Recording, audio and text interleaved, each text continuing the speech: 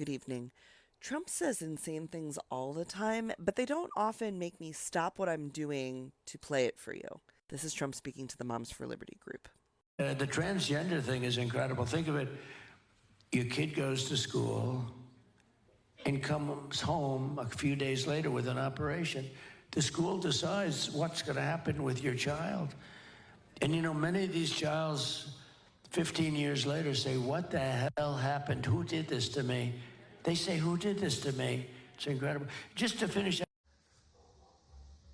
Just when you think it can't get more insanely idiotic, Humpty Dumpty McAsscrack, the tiny-handed dog vagina, says, hold my beer, and something vomits out of his mouth that are just randomly connected thoughts that have no basis in reality. I work in a grade school. You are suggesting that you send your child to school, and apparently they're there for several days. They don't come home at night, which doesn't happen unless they're at a boarding school, which would be private. And then they come home a few days later and they've had sexual reassignment surgery. Where does the school district get the budget for performing a sexual reassignment surgery? Because we just got our carpeting replaced and it was 40 years old. We got our social studies books replaced a couple years ago. They were 25 years old. The band uniforms at my high school were replaced in the mid-2000s because they were, I think, 45 years old.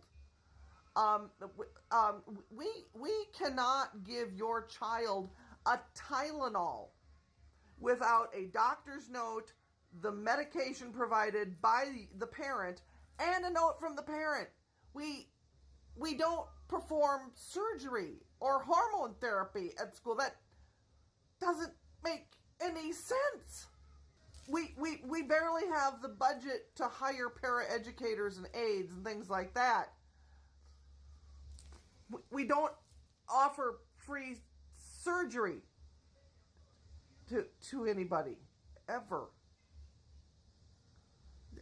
Stuff just sort of has been sort of dislodged in his brain and just sort of somehow connects itself together like old nasty bristle blocks and comes vomiting out of his mouth.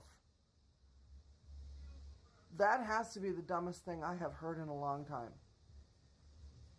Oh, and we don't have litter boxes in the school either. That's an urban myth. But a lot of people still believe that, too. Yeah. Bless you, little pea picking heart.